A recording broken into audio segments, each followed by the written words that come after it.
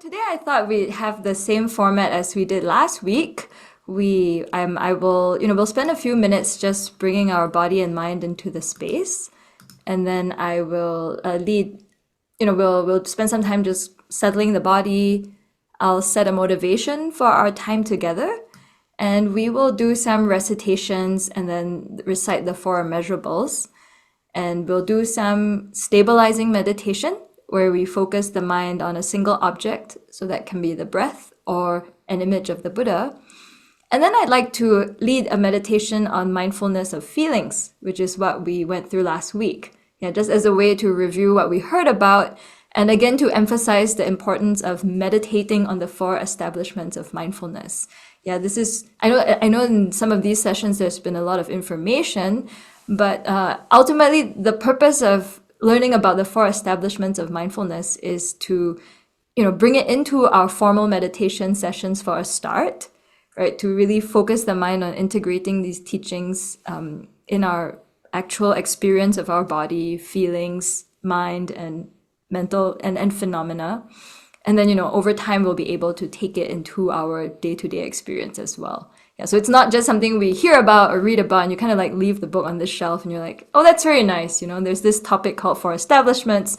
I heard about it. Okay, how is it relevant to my life? Yeah. And that's why I think I'm hoping, some of this kind of formal meditation will help people to integrate it in your daily life. Okay, so that's kind of the setup. And then there was some homework last week, so we'll also talk a bit about the homework, and then we'll talk some more about the mindfulness of the mind. Okay, so that's kind of the program for today. Okay, so I'm going to share my screen with some slides for prayers. Let's see. Okay, how do I do this? Okay. All right. And so let's just take a couple of minutes to bring our body and mind into the space that we're in, right? To just let go of whatever we've been doing before this and really start to focus on the session that we're going to have together.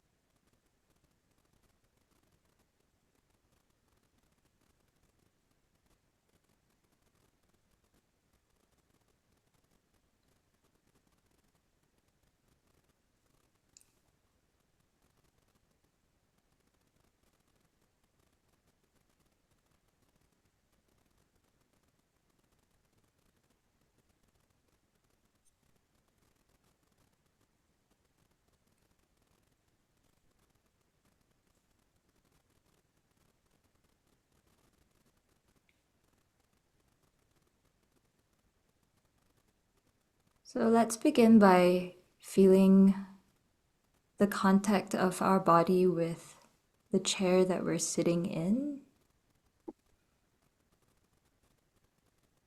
the feet on the floor, or if you're seated on a cushion, how your knees feel in contact with the ground. Using these tactile sensations to connect your mind with your body here and now. Whatever you were doing before, you can put that aside for now. It's over. And if you're concerned about something in the future, just park it temporarily. You will definitely have time to get back to it. But for this next hour and a half, we're going to turn our mind to looking at something quite different from what we are encountering day to day, moment to moment. We're going to investigate some of the Buddha's teachings on how things actually exist and how we experience them. And so that's a very profound topic. And so it helps to calm the mind and prepare it to focus on something very meaningful that will hopefully be beneficial, not just to ourselves, but also to others that we are in connection with.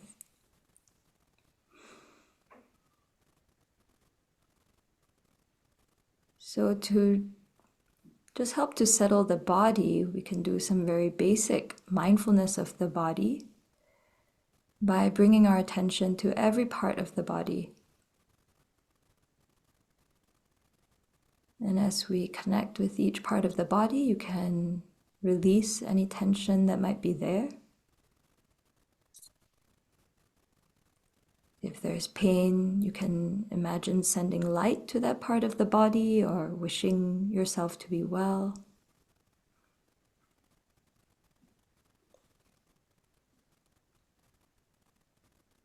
So here, just check that your spine is straight and well supported. Shoulders relaxed. If you like, you can tuck your chin in very slightly. That helps the neck and spine to be aligned. Usually we sit with our right hand over our left with the thumbs touching, resting in the lap. That can help the flow of energy in the body. And rest your tongue against your upper palate, where you put it if you said the word mind.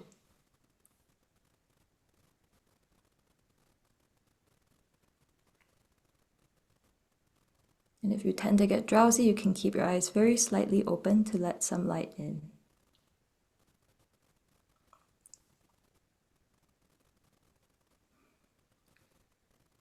So begin by bringing your attention to your feet. Relaxing your feet.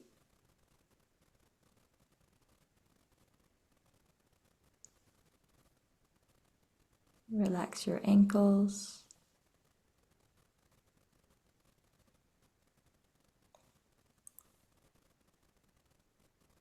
Relax your lower legs.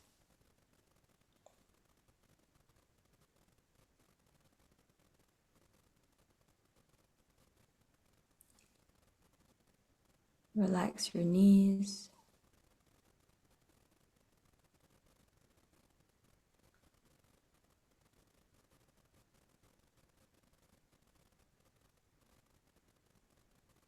Relax your thighs.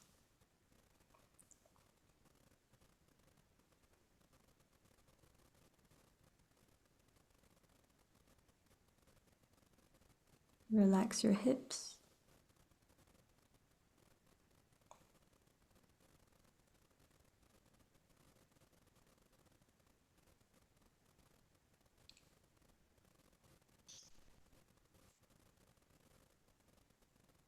Relax your lower back.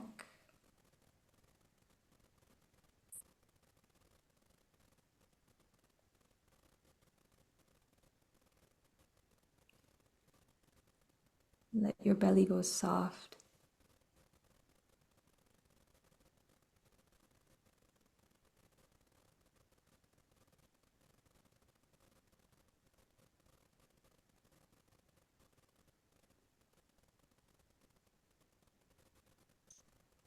Relax your upper back.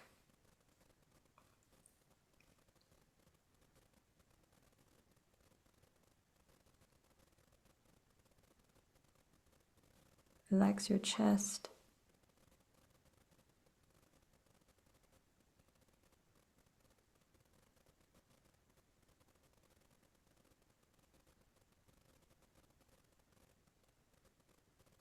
Relax your arms.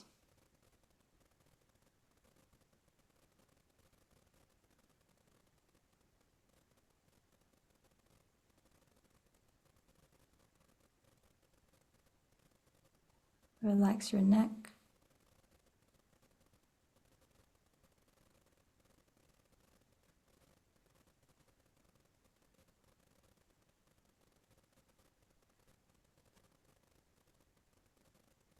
Relax your facial muscles.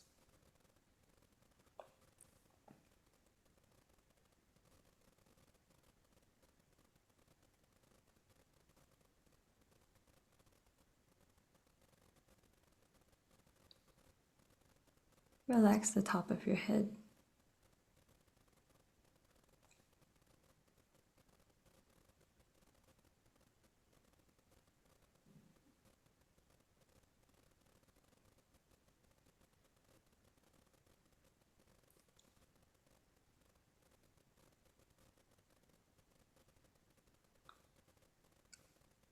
So just get a sense of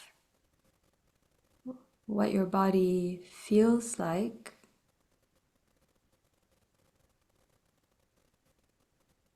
How it feels to be aware of this body.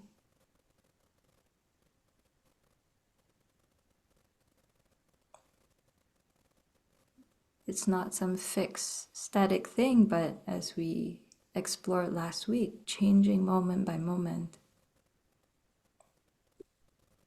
So many processes happening with every breath.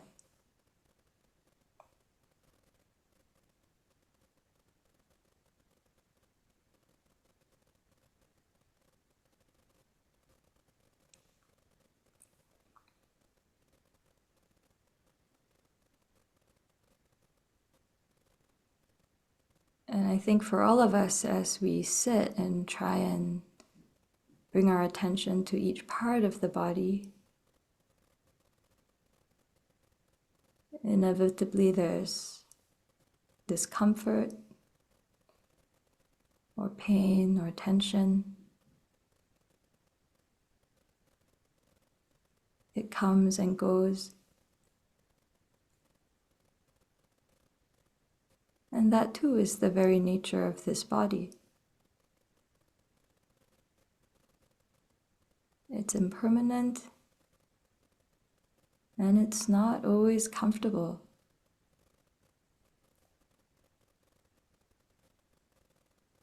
And again, with every breath, it's aging.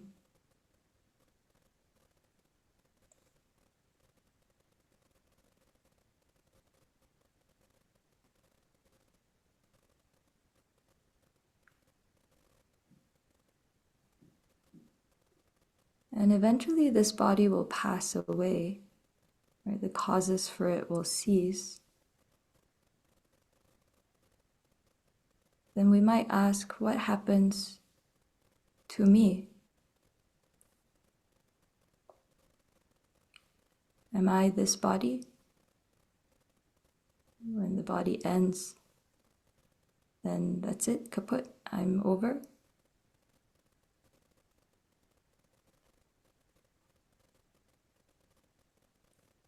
Or does something else happen with the mind,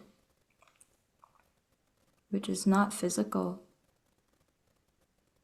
not made of atoms and molecules,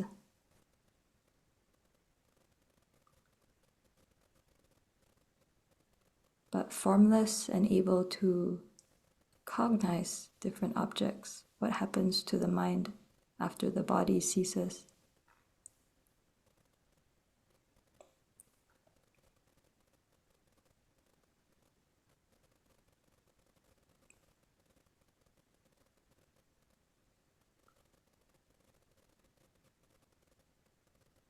And so these are big questions that all world religions seek to explore and answer. And today we'll spend some time exploring the Buddhist perspective on this whole question of life and death and how we exist. And one major idea in some schools of Buddhism is that all of us have the potential to become a fully awakened Buddha, a being whose body is not like ours, not impermanent, and, well, it is impermanent, but not kind of aging and beset by sickness, but a body that is the result of cultivating tremendous virtue.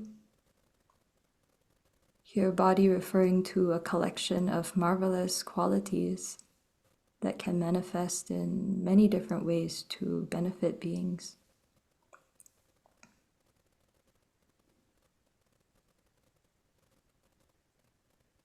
So for a moment, try and imagine what that might be like.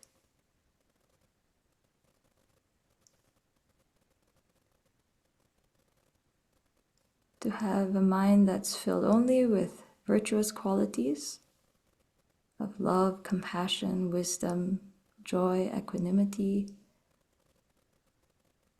completely free from greed, hatred, and ignorance.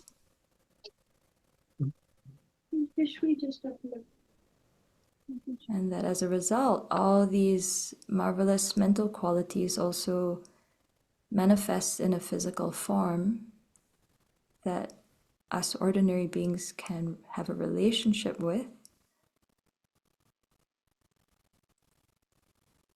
And that form is Shakyamuni Buddha in the space in front of us. You can imagine the body of the Buddha made of brilliant light, wearing a monastic's robes, right hand on his right knee, left hand in his lap, holding an alms bowl filled with nectar, seated on a beautiful lotus with sun and moon disk, on a throne supported by lions. Or if this image is unfamiliar, just feel that you're in the presence of a being that is just looking at us with pure love and compassion, embodying all these qualities you wish to cultivate in yourself.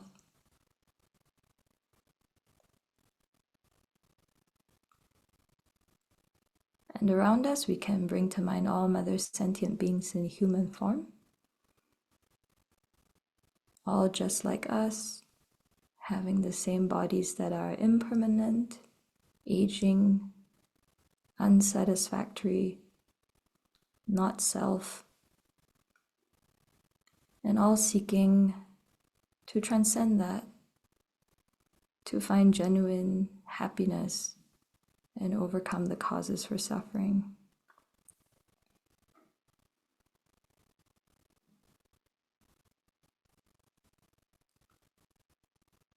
And so generating a deep wish to benefit not just ourselves, but also all beings in the same situation as us, we can steer our minds by doing some verses to take refuge in a teacher that can guide us and to generate the aspiration to be of benefit to others. So I'll recite the Refuge and Bodhicitta prayer, and you're welcome to join in. You'll see it on the screen. I take refuge until I have awakened in the Buddhas, the Dharma, and the Sangha. By the merit I create by engaging in generosity and the other far-reaching practices, I will attain Buddhahood in order to benefit all sentient beings. I take refuge until I have awakened in the Buddhas, the Dharma, and the Sangha. By the merit I create by engaging in generosity and the other far-reaching practices, I will attain Buddhahood in order to benefit all sentient beings. I take refuge until I have awakened in the Buddhas, the Dharma, and the Sangha. By the merit I create by engaging in generosity and the other far-reaching practices, I will attain Buddhahood in order to benefit all sentient beings. And we'll recite the four measurables, really wishing these for all the beings that we're visualizing around us. May all sentient beings have happiness and its causes. May all sentient beings be free of suffering and its causes. May all sentient beings not be separated from sorrowless bliss. May all sentient beings abide in equanimity, free of bias, attachment, and anger.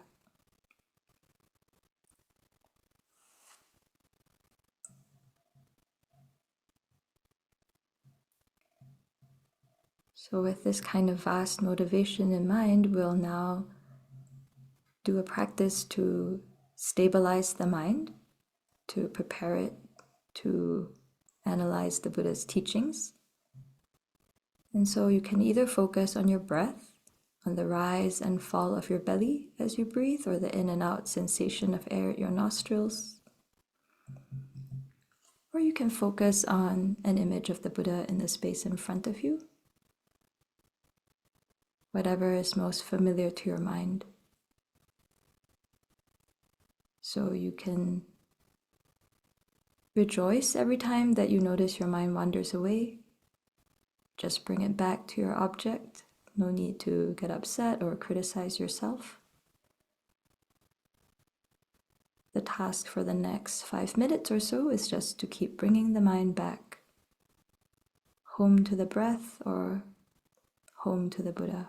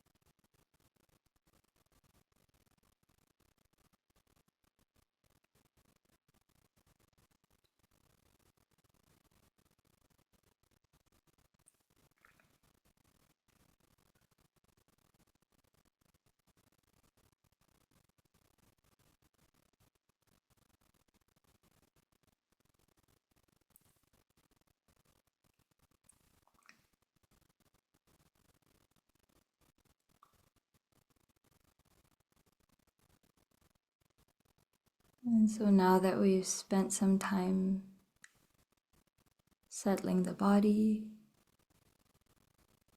and settling the mind, we're going to direct our focus to being mindful of feelings that are arising and passing in every moment.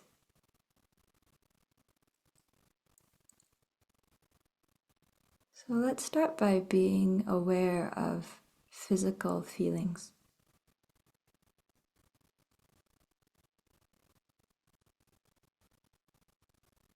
And just notice if a feeling is painful,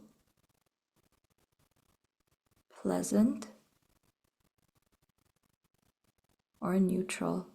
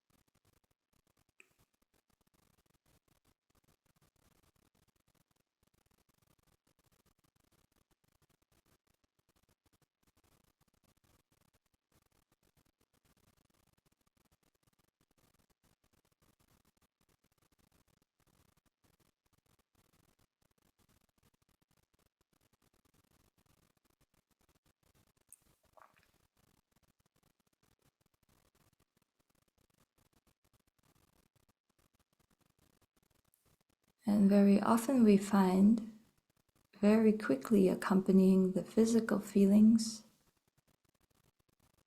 are mental feelings.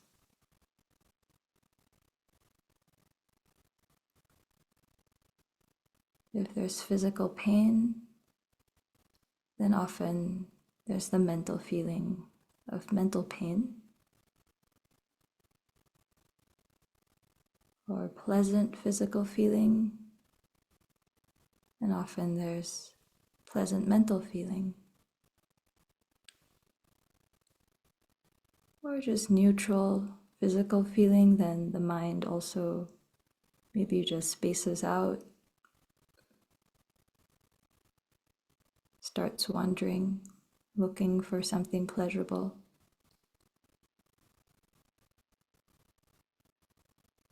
So just observe if that's the case for you with the mental feelings.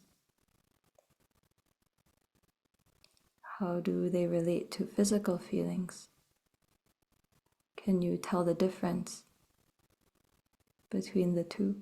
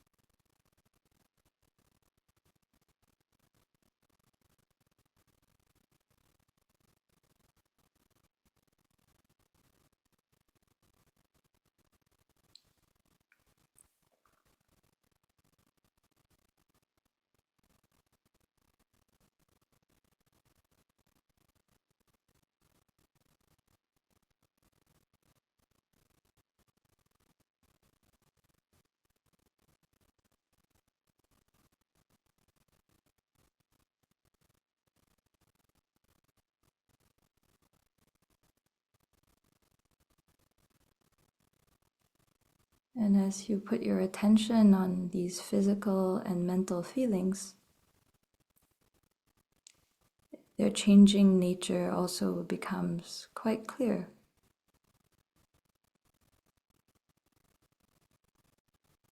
For example, if there's pain in one part of the body,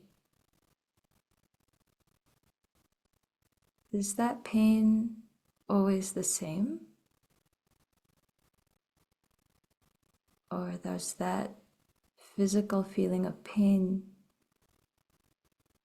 arise and cease in every moment, or keep shifting?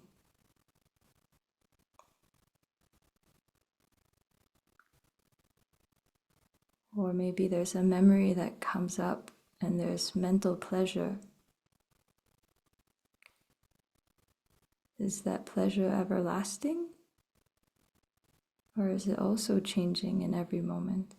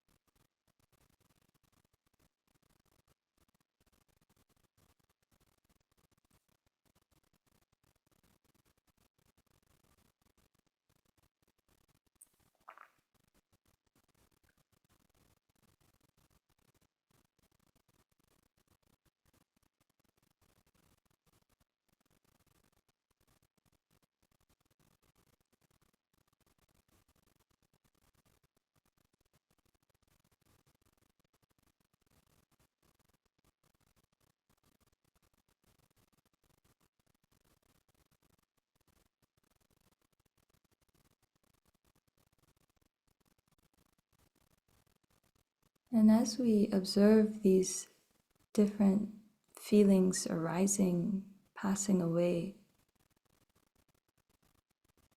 we can also check up who is experiencing these feelings.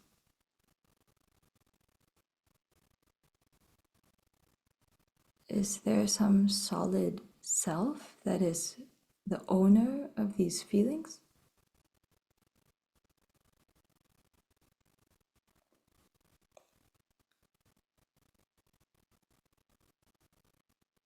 There's pain in one part of the leg. Am I that pain?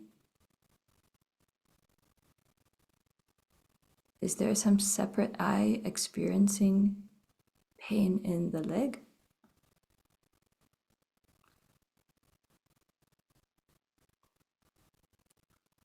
Or image of someone you love comes to mind, and there's happiness, there's pleasant feeling. Am I that happy feeling?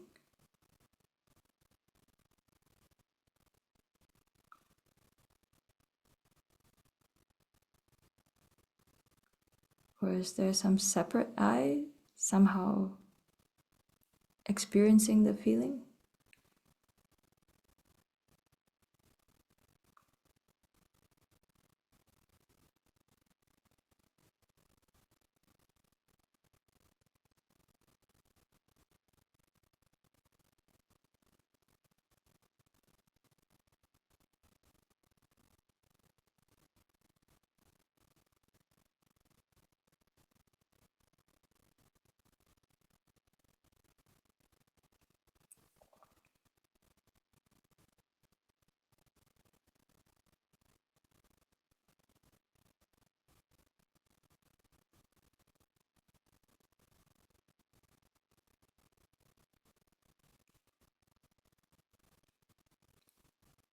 And yet, even though we can't find some solid self, right, that we can point to or draw a circle around,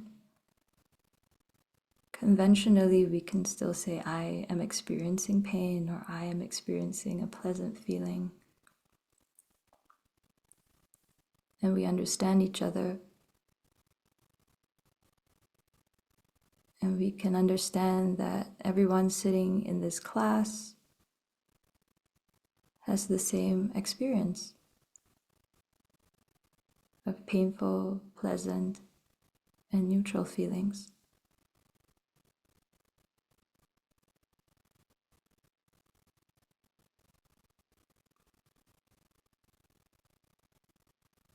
And we all have very similar reactions mentally when we have physical feelings of pain, pleasant, or neutral.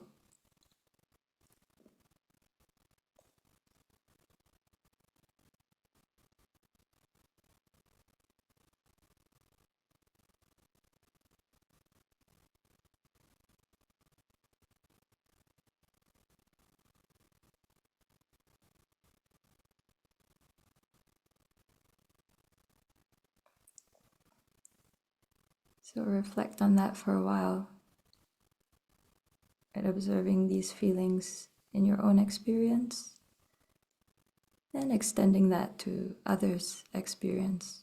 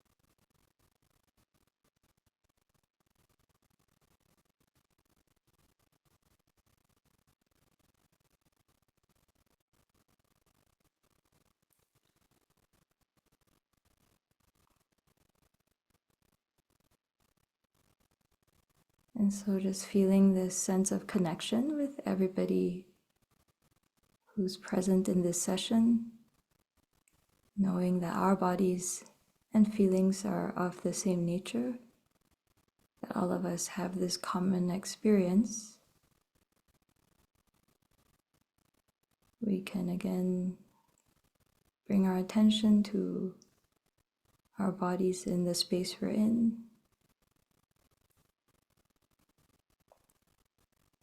And whenever you're ready, you can gently open your eyes.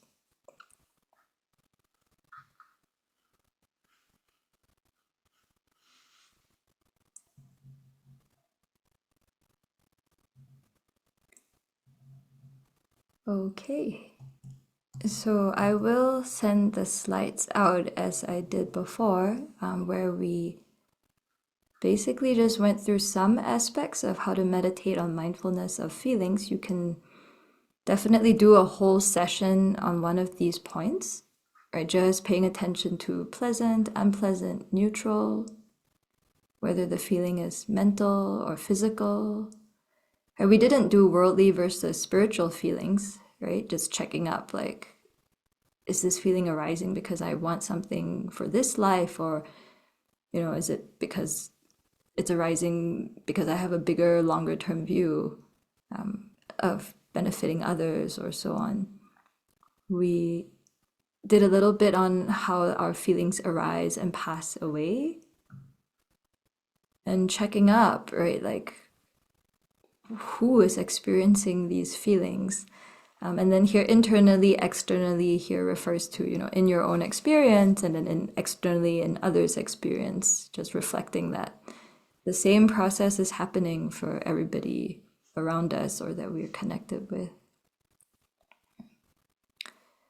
So I'm going to stop the share for a bit just to check in with everyone, to see if anything came up in that guided meditation, or if you have any questions. Or is there anything, that struck you in terms of meditating on being mindful of physical and mental feelings and whether they're pleasant, unpleasant, or neutral?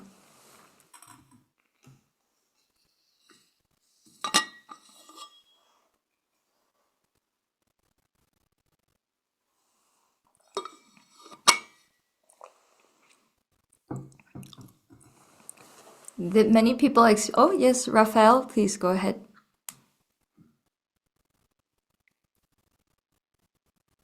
Can you hear me? Yeah.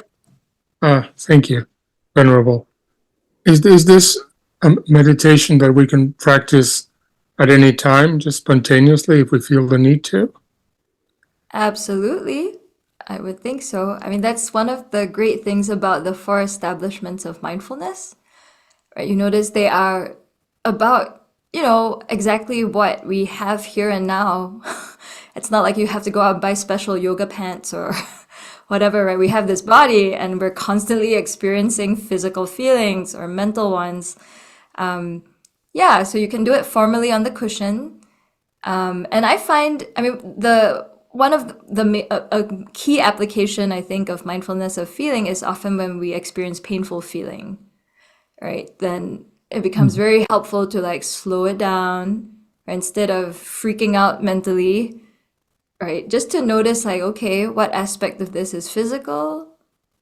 What is the mind experiencing? And do I have to respond with mental pain to physical pain? Does the mind have to spin off into all kinds of responses? And I think it becomes very helpful because, at some point, all of us are going to wind up, sick in bed, right? If we should live that long or, have some kind of painful physical experience. So if we train when that pain is not overwhelming, when it does become intense, then we have a method to turn to, right? To just pay attention, okay. And this is not permanent, right? It's arising, it's ceasing, it's shifting, right? So, because very often I think when there's physical pain, what makes it seem intolerable is this idea like it's never going to stop, right? Help, I can't do anything about it. Yeah, so if we can just, learn to focus, okay, there's physical feeling arising, who's experiencing this? And how do I want to respond to that? Yeah, then that gives the mind a lot of space. Does that help? Yes, thank you. I would say a greater challenge is being mindful when there's pleasant feeling, right? Often we're like, yay, woo! And you're just off like, I want more. Yeah, was it Sharon before? Yeah, so like, you said before to even notice like, oh, okay, there's a lot of pleasant feeling coming up. My mind is super excited. Do I really want to get carried away with this? Is this going to bring a good result? Like, hang on, calm down. I might not be seeing this so realistically. Yeah, so then that takes actually a lot of effort, I think. Yeah, because the reflex is, oh, this is pleasant. Let's get more. And then the mindfulness is completely gone. Yeah, until you've eaten something to the point where you feel pain, right? Then it's like, oh, shouldn't have eaten that much. The pleasure becomes pain. Right, then, whoops, too late. So that's another way to apply this meditation, just looking at how what you call painful becomes pleasure and what you call pleasant becomes pain. It's a constant changing process, right? So yes, you should try mindfulness of feeling while you're eating. Now, if you eat alone, yeah. I mean, of course, if your friend is there, they're like, why are you so quiet? Right? So often at the Abbey, we have the first part of our meal in silence. And that's often a very helpful time to just, so there you can do meditation on the body too, right? It's like, how is this food becoming my body? It's on a plate, it's in a bowl, and now I chew it, and then it becomes this body, right? Or you can pay attention to, okay, what am I expecting of the food? Now it's in my mouth, now it's pleasant, unpleasant, and what's going on there. Yeah. So then every moment of what we experience can become part of our meditation. Yeah. And life becomes very rich that way.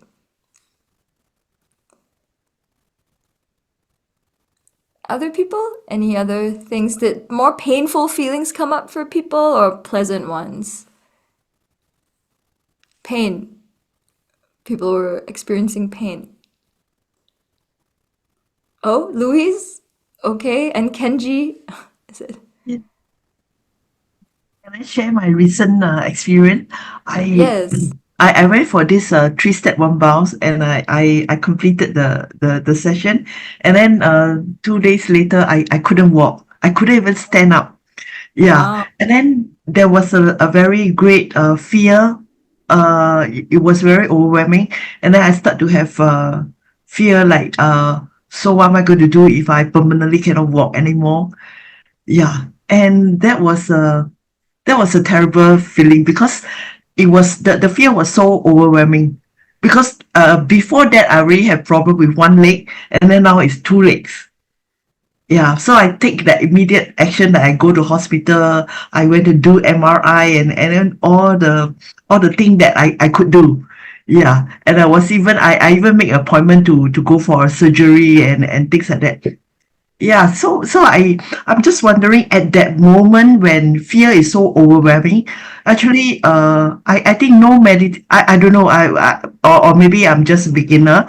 So, meditation will not be able to help me at that moment because it's so overwhelming. So how do I overcome that? Okay, First of after all, a few are you days. able to walk now? No, Are you okay? yeah. After a few days, it was actually inflammation. So now is okay now. I'm okay now. Oh, okay, my goodness. That's Yeah, great. but I just recall about that day, that morning. It was so terrifying. Yeah. So Yeah. how do So you yes, overcome that at the moment? yeah, I mean you're right that that's why it's important to practice when everything is kind of calm and controllable, so to speak, so that you have this tool that's familiar when in a crisis moment.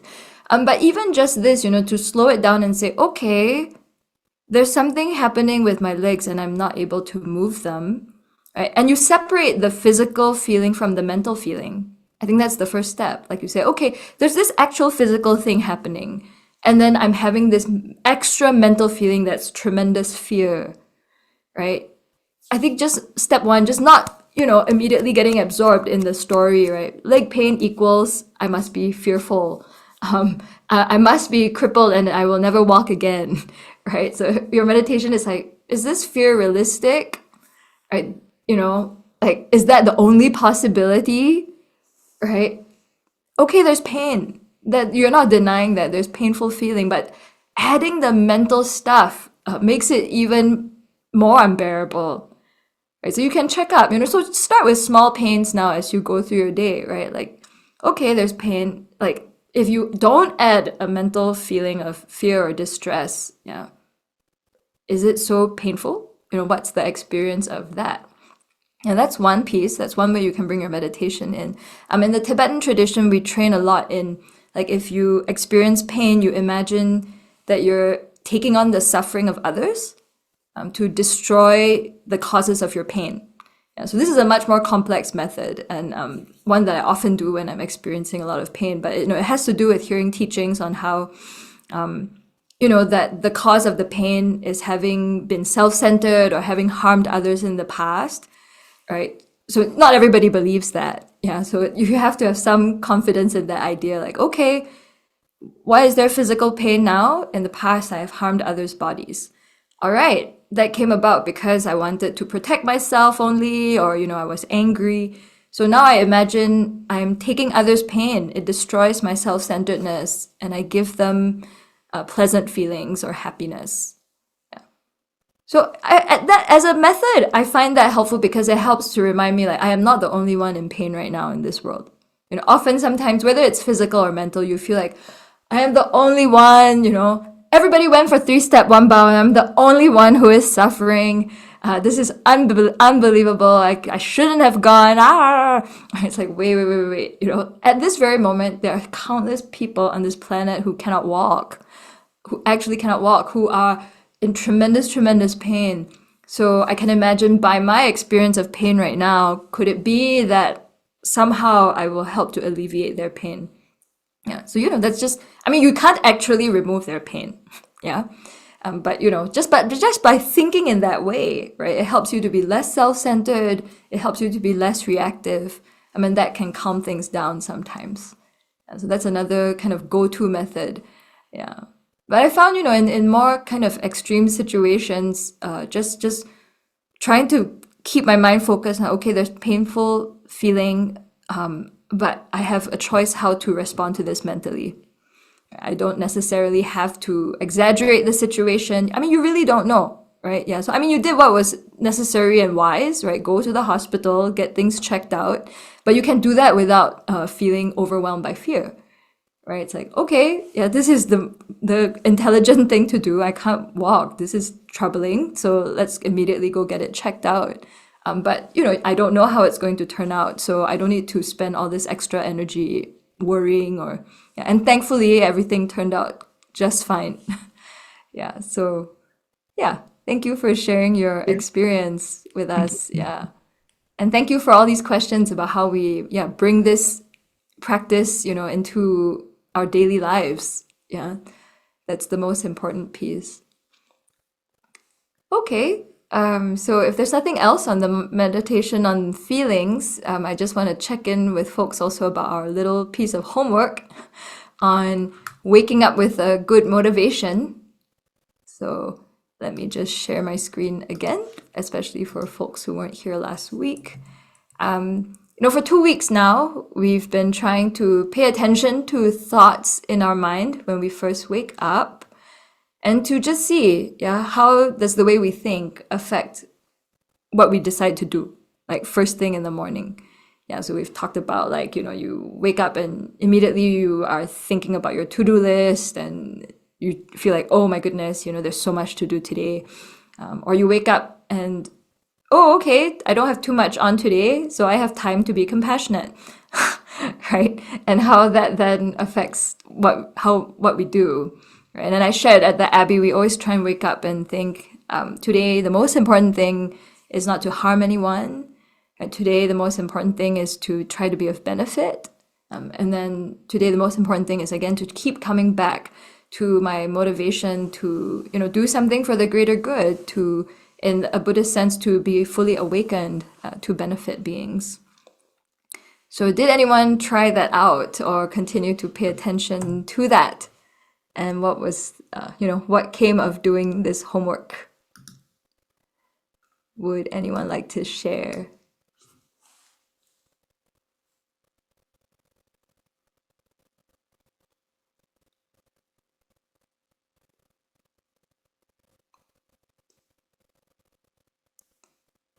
Bin, you look like you want to share something. No, sorry.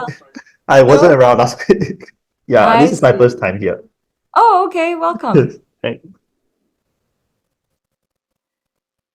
Others, no? Did anyone try out waking up with a good motivation or changing your motivation when you wake up?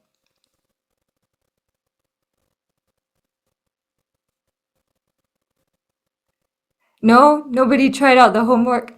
Sharon? Yes, go ahead. Yeah, hi, Venerable. So what I did was, because I'm teaching children with autism, so when I tried having this motivation when I started out, I noticed a change in their behavior too. It's like I am out to see whether, instead of finding out, why they're behaving so badly, I found that I was looking out for the good in them. Wow. And correspondingly, there was a change in the behavior. Yeah. So what was the motivation you set for yourself in the morning? When I woke up, so instead of going for my to-do list, I started off with, okay, I want to be of benefit to others. I do not want to harm others. Let's show compassion today. That's all. Oh, cool. Wow. And you noticed that just shifted what your mind put its attention on, right? Yeah. Yeah. So when you go into class, it's like you're like calmer. You were not so affected by the noise which they made, and in return they became like happier and they came to approach you, and behavior is generally better. Yeah, there are That's still some down amazing. points, but it's like we were like happier as a class. So I'll continue doing that. Fantastic. Yeah. So, I mean, just this simple shift, right? I love that. That helped immediately put your focus on something different. There was one time here, yeah, because so often we are conditioned to look for what's wrong, right? Or what Yeah. will harm us, right? There's fear, right? Like, oh, what?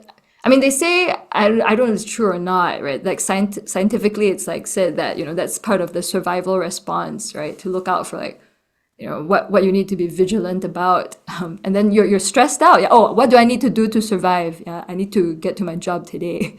And you're in this state of stress. And you only pay attention to what's going wrong to protect yourself.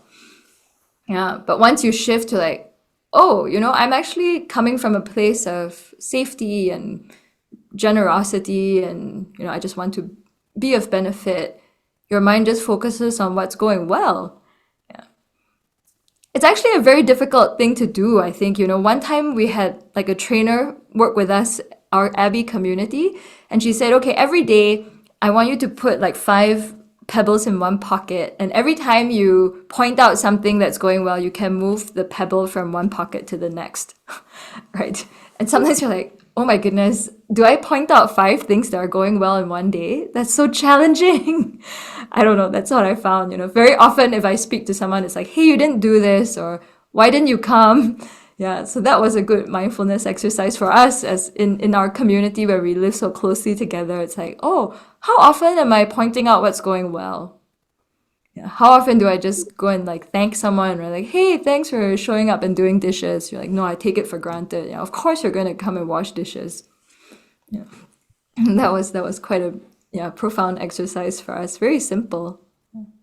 Yeah. Venerable, there's another interesting thing that I noticed too, that with this mindfulness practice, because right now in my school, because the rate of people resigning is quite high and things are a bit chaotic. So I found that when I'm exposed to people saying they are going to resign and workload is so high, there is this in the mind, right? There's like so much chatter going on. It's like, should you also quit? The workload is so high. Is this the place to be? And then blah blah blah blah.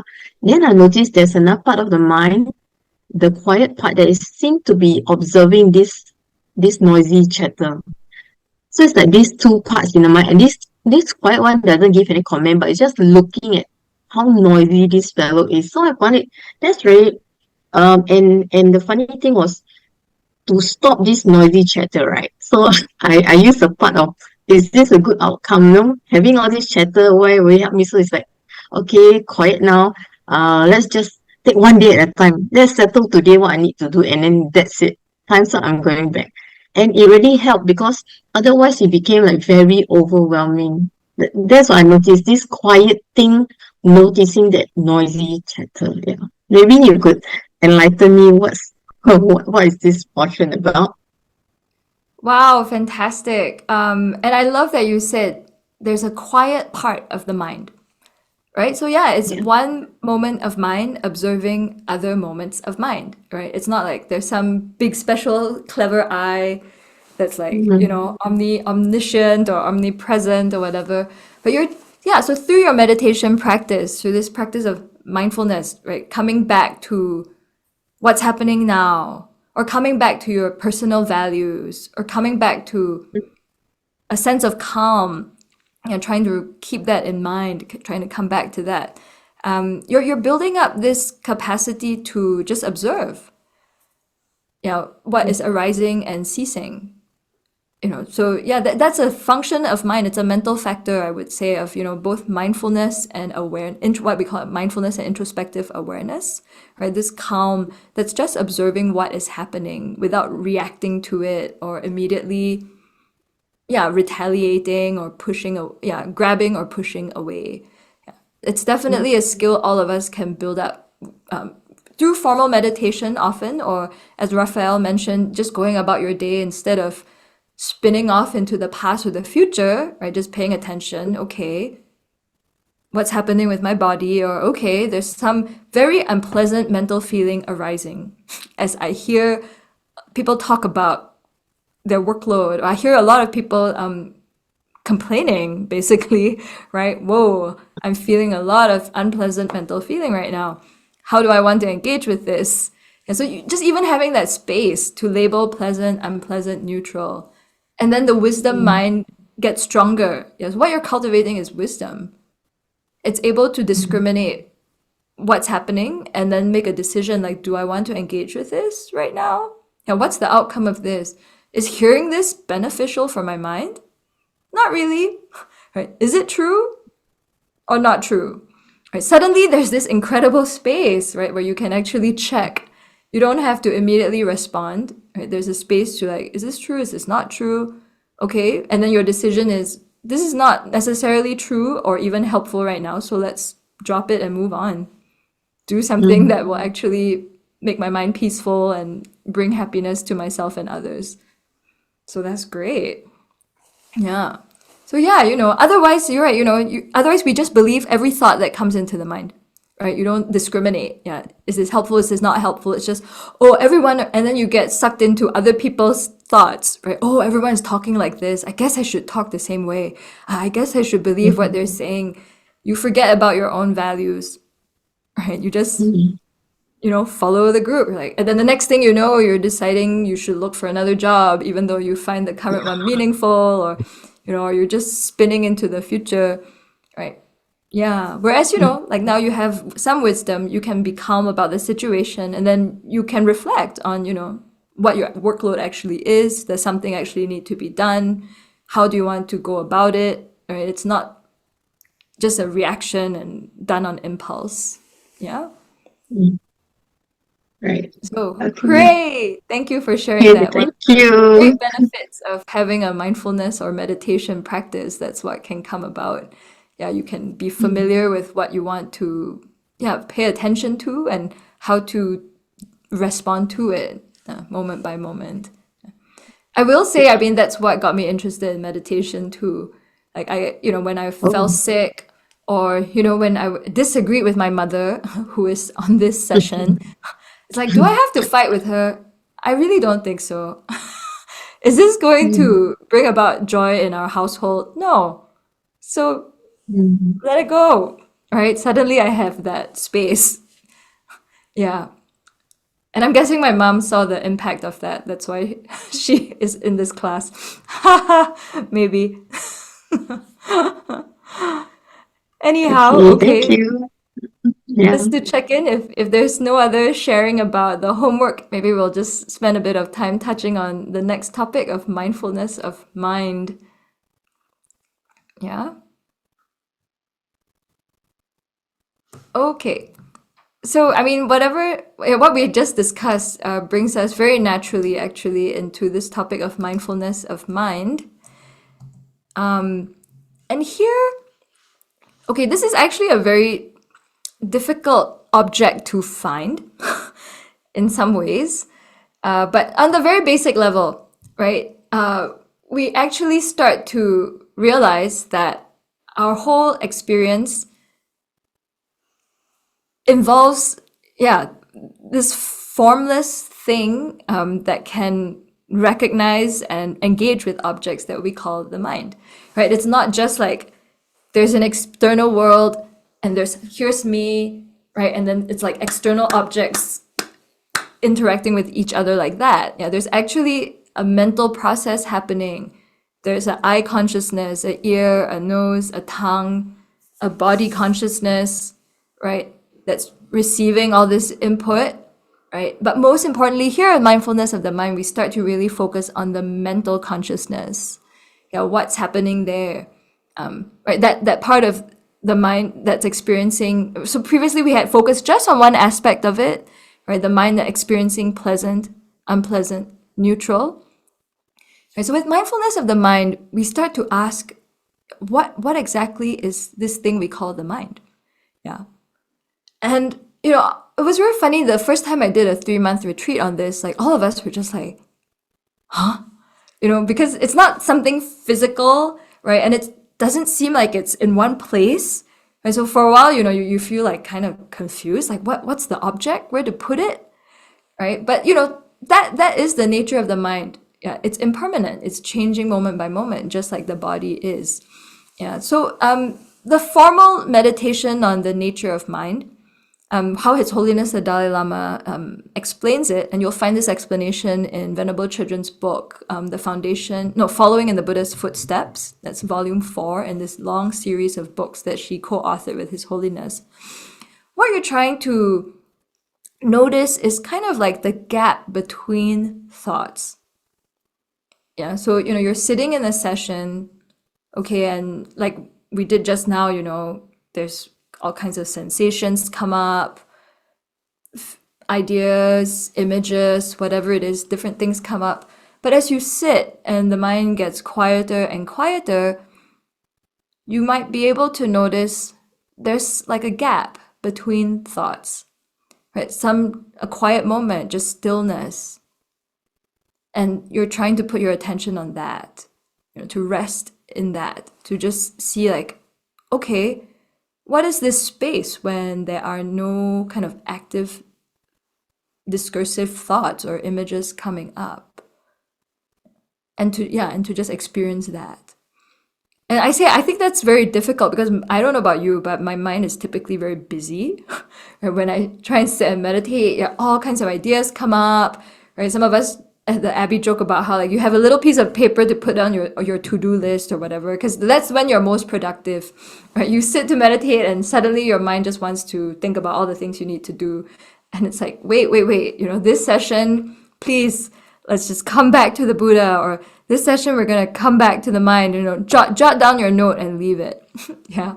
So I will say it was only in the middle of like quite a long retreat when the mind had gotten quite quiet, all these ups and downs and wandering thoughts. I was able to see, okay, it's just a thought. It's going to arise and pass. I don't have to follow it. Right. Then there was, the mind really got quiet and I could experience like, oh, there's this space. It's not just one thought after the next like that, like a waterfall almost. It's like, oh, okay, there's some quiet and there's some space. Yeah. And then to try and really extend that space or to rest in that. And how that benefits us, right, is just to see, as Sharon pointed out, right, there's this quiet, right, that kind of quiet that we can hold, right, before the next thought arises. And to see the mind, that these thoughts are not the nature of the mind. You get what I mean? Like when there's anger, when there's confusion, that is not the nature of the mind itself. Yeah, the anger arises and can pass away. Or, you have some memory of the past and then it passes away. And there's this space, the mind's ability just to be clear and to recognize objects. It's completely neutral. Virtuous, non-virtuous states can arise in that kind of neutral, conventional nature of the mind, but it is not inherent in the mind. And so this helps us to see then that we have the capacity to change. Because I think very often, if you think, oh, I'm just a bad person, right? Or my anger is me, right? I'm just an angry person, I cannot change. Yeah, then you're stuck. Right? But when you actually realize, okay, there's actually some space between thoughts. So there's a lot of possibility before the next thought arises. When the thoughts that lead to anger pass away, the mind comes back to this neutral state. Anything is possible. And then what we're trying to steer it toward, the next thought, hopefully, is virtue. Right? So then the whole Buddhist theory rests on this, that these thoughts arise and pass away, and that it's possible to remove all the non-virtuous, afflictive mental states, and it's possible to cultivate the virtuous ones, not just for the short term, but infinitely. It's possible to cultivate love for every single being, because such a way of thinking is actually realistic and beneficial. Yeah. So I guess for me anyhow, getting some sense of this space between thoughts, that the mind, that this, my afflictions, and also even virtuous states too, don't inhere in the mind itself. Yeah. So then there's this possibility of change and transformation that can be very hopeful. Yeah. And also, just on the very basic level, it just gives you some space to no longer just be driven by overwhelming, mental states that you're habituated to, as Sharon kindly pointed out in her example. But yeah, now there's just some space for other possibilities. And that's very freeing, I think. So another way to also meditate on mindfulness of the mind is, again, to pay attention to its impermanence. So here again, strengthening the observer, right? The observing mind, so to speak. Yeah, we can call it also introspective awareness. Just checking like, okay, what's happening moment to moment with the mind? Is it some static fixed thing? Right? Or at any moment, there's eye consciousness, or we're sitting in meditation, so sometimes, there's smell comes, or there's sound, just noticing how, the mind's constantly moving like that. And then you can also try and find what is called the present moment and see if you can find it. Yeah, that's a fun exercise that you could try. Like, is it now? Is it already over? Can I draw a circle around it? Yeah. Oh, it's now. No, it's already passed. So it just helps you to say, like, wow, things are really just changing moment by moment. And then that, as with how we meditate on the body and feelings, then that leads us to check up, can I say I am my mind? Because that's another temptation, right? It's like, okay, I'm not my body, or I'm not these, just like one aspect, like these feelings, right? There's no self that seems to own or experience these feelings. They arise and pass away. Okay, but I must be my mind. That's what happens after I die. There's like something that, yeah, right, Buddhists, we believe in rebirth. So there must be something that comes out of Thubten Damcho that goes into, okay, hopefully not, but that goes into a cat. Yeah, that's how it happens. And then, oh no, okay, now I'm Thubten Damcho the cat. Right, there's some kind of fixed me, like a mind, or I guess in some other faiths you'd say a soul, right, that just goes into this other form aggregate. And then the cat, people will look at the cat and know it's me. Right, it's a cat that's going to behave just like how I behave in this human body. Because, there's some kind of me, right, that's permanent, fixed, right? Is that how you think of the process of rebirth? Yeah, so, useful to check out, yeah, especially if you've heard a lot of teachings, yeah. And, we watch all these, well, I don't know, I've seen, yeah, like all these kind of funny movies, right? It's like, oh, okay, you switch bodies with someone, right? But somehow, yeah, you have some personality traits that are still the same, right? Yeah, so you have to check. Is there actually some enduring you that goes into another form? Yeah, or, it's like a whole package deal. Yeah, whatever the mind is attracted to in the next life, the form that it's attracted to is going to condition the whole experience of the person. Yeah, so there is a mental continuity, right, that we say that goes from life to life, right? But the specific person in that life is completely different. Yeah, so that's the theory here. But so you can check up. Yeah, are you your mind? And if so, which one? And so if all this gets very confusing, or it's like, okay, it's too deep, I like to also ground the mindfulness of the mind in one of the very basic meditations that we do. Here at the Abbey, we meditate every day on what are called the stages of the path to awakening. And Venerable Chodron came up with some meditation outlines for especially for people who didn't grow up Buddhist or are not familiar with the Buddhist worldview. Kind of as the foundational meditations to do. And one of them, this one is called The Mind is the Source of Happiness and Pain. And I'll lead it next week. But I find this one really helpful because so often we don't see our mind as the source of happiness and pain. Right? It can't just be me. Like there's a problem, I think it's from outside. Right? Why did my leg hurt this week? Because of the 3-step 1 bow. Is it not? Louis, sorry to use your example. Or, in the grossest way, someone yells at you. It's like, oh my goodness, they are harming me. Right? That's the reflex response. They are harming me. They are disgracing me. They're not giving me face in a meeting. I've got to respond. I've got to fight for myself. And we never stop to think, what are my thoughts in that moment adding to the situation? Are they really harming me? Do I have to hear what they're saying as painful or harmful?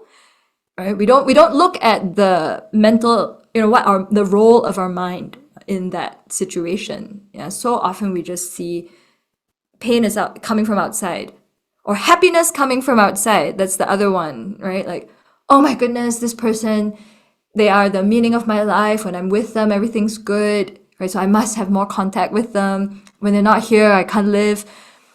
Then you become a slave, right? Like all your happiness is tied up with one object that's outside of you.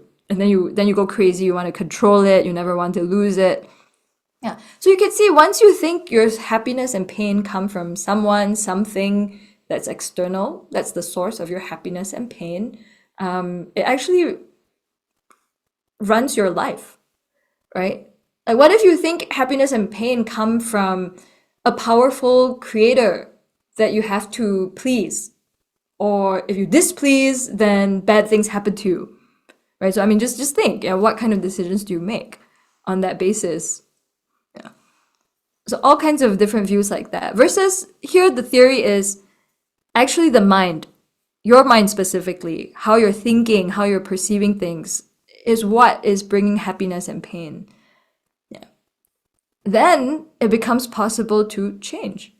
Right? It's actually possible because you can't control that person or thing outside of you as much as you want to. I mean, you can try, but what we can work on is how we're perceiving the situation. Right? That's something we can actually change over time, or we can get familiar with other ways of seeing the situation. And to then, from there, that actually shifts our whole view of what happiness and pain are. Yeah. So that's, one. It's the first meditation in that whole list, but we always come back to it again and again and again, and I find it so helpful. So I'll lead it next week, but it just helps me to check up, like, okay, right now, it looks to me like something's happening based on an external object, but how much of it's really coming from my mind? Yeah. And how can I shift my mind if I'm very unhappy, or if I'm experiencing a lot of happiness, how can I, still enjoy this in a realistic way? Yeah, without getting too excited or creating the cause for future pain. Yeah. So that's the basic idea here. Yeah. So those are just some ways to do mindfulness of the mind. Oh, right, and then quickly, this is often, say, from what we call the Sanskrit tradition, or what we call the Great Vehicle, where, the meditations are done to investigate the nature of how the self exists, who is and what is this I. In Venerable's book that she co-authored with His Holiness, she also points out that, in the Pali tradition, often mindfulness of the mind involves, this awareness of different mental states. So being clear, when is the mind affected by attachment? Right here, attachment meaning you're exaggerating the good qualities of something and you want to hang on to it, you're very attracted to it, right? When is the mind filled with attachment, and when is it not affected by attachment? I mean, we can see this very useful, right? Like if you can tell, oh, okay, there's a lot of attachment now in my mind, then you know whether or not to trust that state of mind, right? Whether to act upon it or not. Or just to know, okay, I'm making a clear decision, I'm not affected by attachment, right? And then same for, are you affected by, is this a mental state affected by anger or animosity? Or is it one that's free from that? Right, checking up if the mind is affected by confusion or if it's free from confusion. Just even noticing, is the mind very tight right now? Yeah, often we find, when the mind's disturbed, it's just focused on one object with too much energy, right? It's not seeing the big picture. Being aware, is the mind kind of wandering, distracted? Yeah. So this is helpful both in formal meditation, right, and also in daily life. Right, just to check up, like, what's happening in the mind right now? And then just for general information, they also list these other states to be aware of, but these are referring to like when you're cultivating deep states of concentration. Yeah. So this is according to the Pali tradition, where you're trying to, have single-pointed concentration that will help you to focus on with like an object of insight. So I do not know any of these minds, I will say, from 9 to 15, maybe just 16. I have unliberated mind. Oh, right, no, 14. I have unconcentrated mind, unsurpassed. So I have surpassed mind. Is it? Anyhow, you get what my point. Yeah, so these are like states, right, of people who are like, oh, they know I'm in very deep concentration. This is a mind that is exalted, it's unsurpassed, it's concentrated, fantastic. Yeah, like I've made genuine progress in focusing and deepening my concentration. So yeah, so anyhow, just for information here. Okay, so we have a couple of minutes left for any questions, comments before we conclude. Anything come up for people you want to check in about?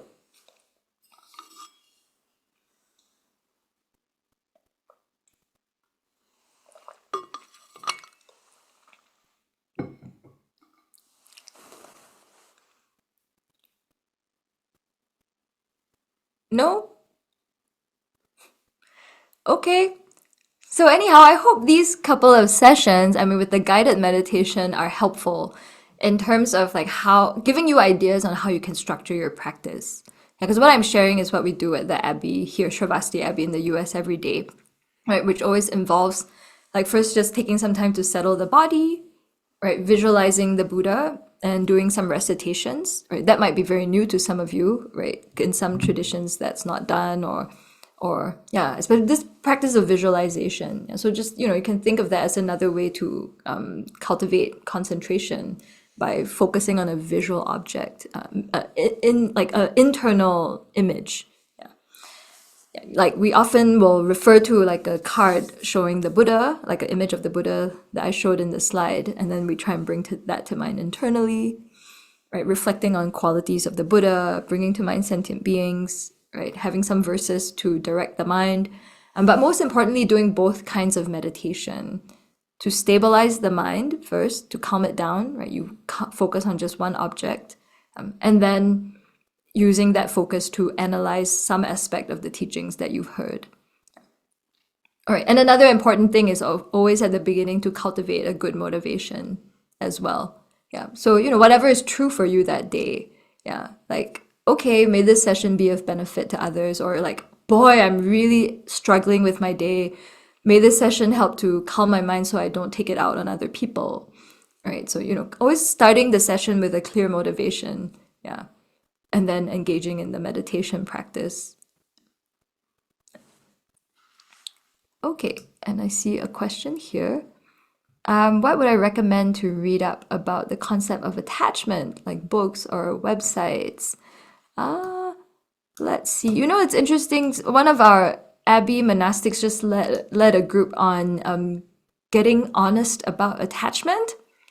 So you can go to the Abbey's YouTube channel. Yeah, youtube.com/Sravasti Abbey. And she actually led a whole weekend retreat on this topic. And it was called Getting Honest About Attachment because so often it's so hard to even identify attachment.